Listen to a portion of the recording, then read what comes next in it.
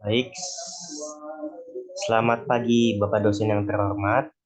Saya akan mempresentasikan tentang keamanan sistem basis data. Saya mengambil di bab 4. Untuk itu, judulnya adalah keamanan sistem operasi Windows dan Linux.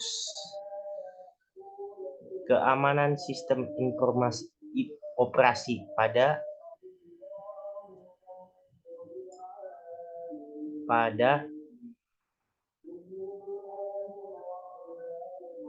keamanan sistem operasi.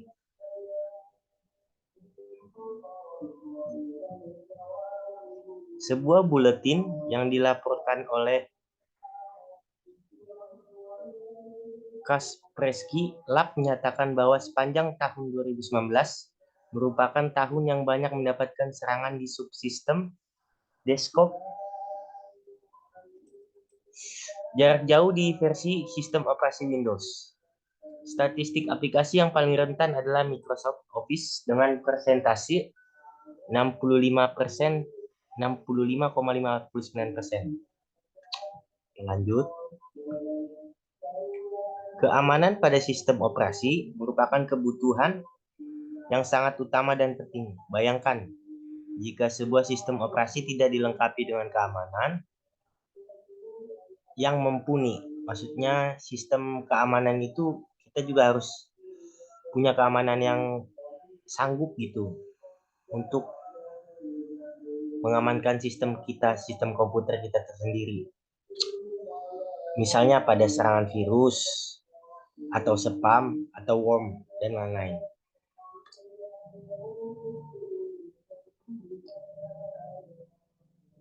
Peran sistem operasi itu mengendalikan pengaksesan ke sumber daya, di mana perangkat lunak lain meminta pengaksesan, maka sistem operasi menempati posisi yang penting dalam pengamanan sistem. Kita lanjut lagi. C. Perancangan sistem operasi yang aman. Mencegah hilangnya data dan mencegah masuknya penyusup. Maksudnya ada hacker gitu, merupakan aspek dasar yang harus dipertimbangkan saat merancang sistem. Ada beberapa lapisan yang harus dipertimbangkan. Yang pertama itu lapisan fisik. Lapisan fisik keamanan ini dilakukan merupakan secara langsung terhadap perangkat. Misalnya membatasi akses file fisik ke mesin dengan menyediakan akses masuk khusus ke ruangan komputer.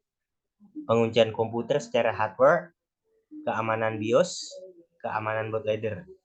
Untuk mengatasi terjadinya insiden pada lapisan ini dapat dilakukan dengan backup data, pemilihan piranti backup, misalnya hard disk eksternal, dan melakukan penjadwalan backup data. Sedangkan untuk mendeteksi gangguan fisik dapat dilakukan menggunakan log file. Log file yang pendek atau tidak lengkap, log yang berisikan waktu yang aneh, log dengan kepemilikan yang tidak tepat, catatan reboot atau restart, log yang hilang, dan sebagainya. Dapat diminimalisir dengan mengontrol akses ke sumber daya atau resource. Yang B, keamanan lokal. Pada lapisan ini berkaitan dengan user dan haknya seperti memberi user fasilitas. Minimal yang diperlukan, hati-hati terhadap saat atau dari mana user login atau tempat seharusnya user login.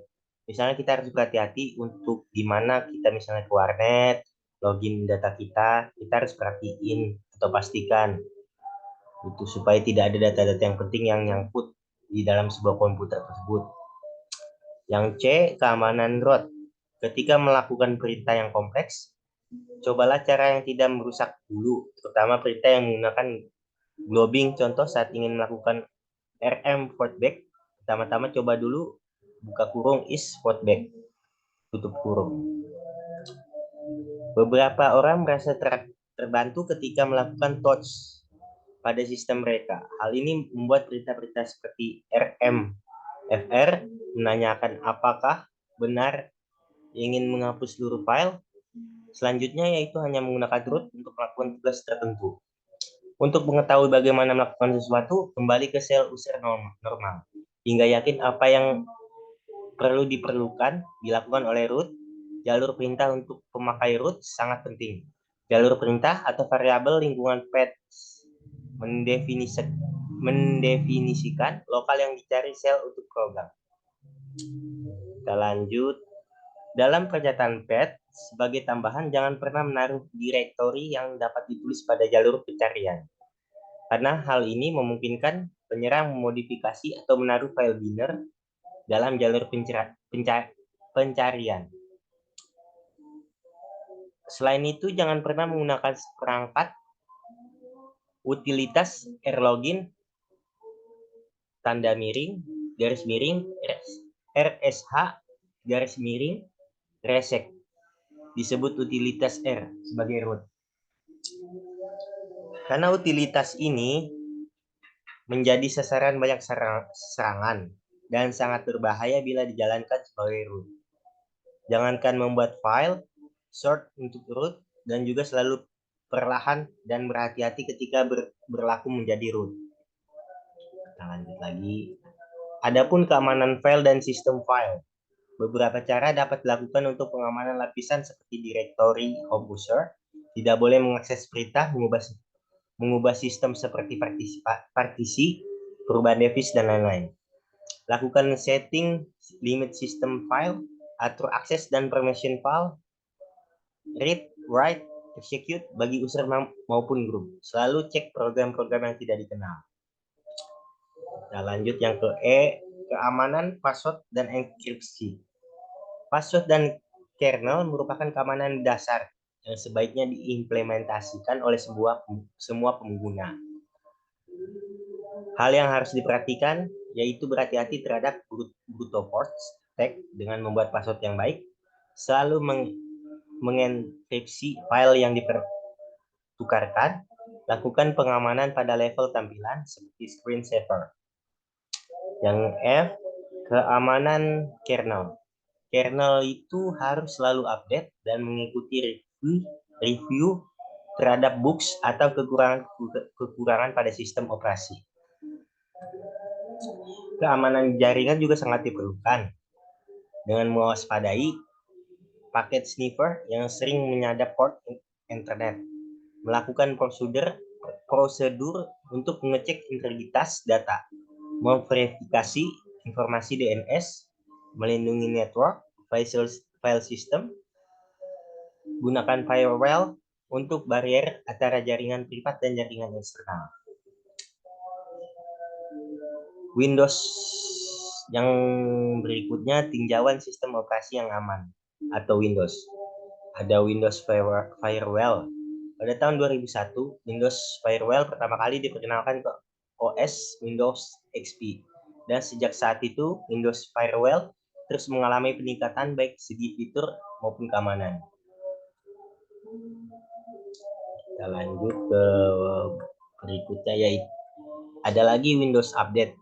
Windows Update itu memeriksa update yang diberikan oleh Microsoft untuk memberi patch atau menambal celah pada Windows 7. Update Windows biasanya dilakukan secara bertahap. Setelah update yang pertama, akan ada lagi update selanjutnya, begitu seterusnya. Windows Defender.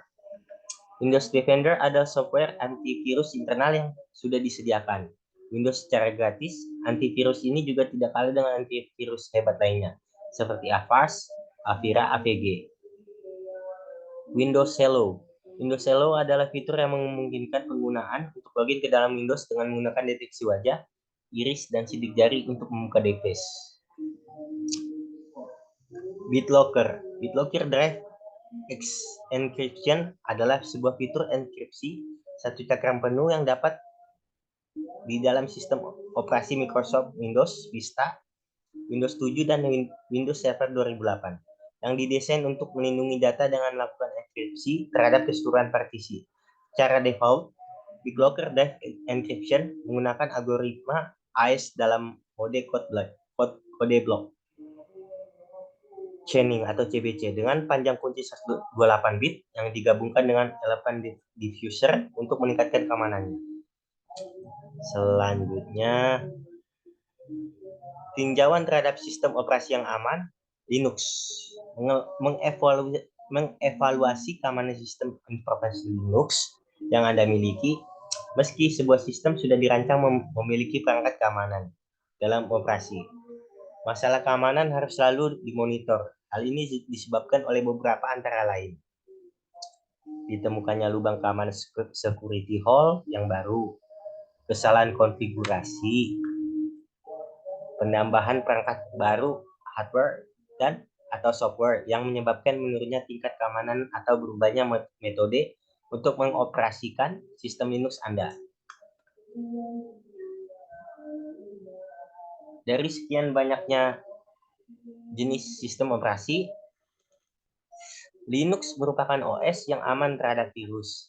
Karena selain jumlah virus pada OS ini sangat minim sekali, OS Linux melakukan pengelolaan keamanan yang sangat ketat, sehingga biasanya akan membuat virus tidak mampu beroperasi atau berjalan pada OS Linux ini.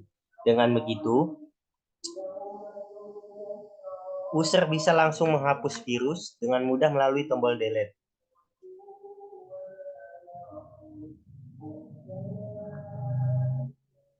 Sekian untuk bab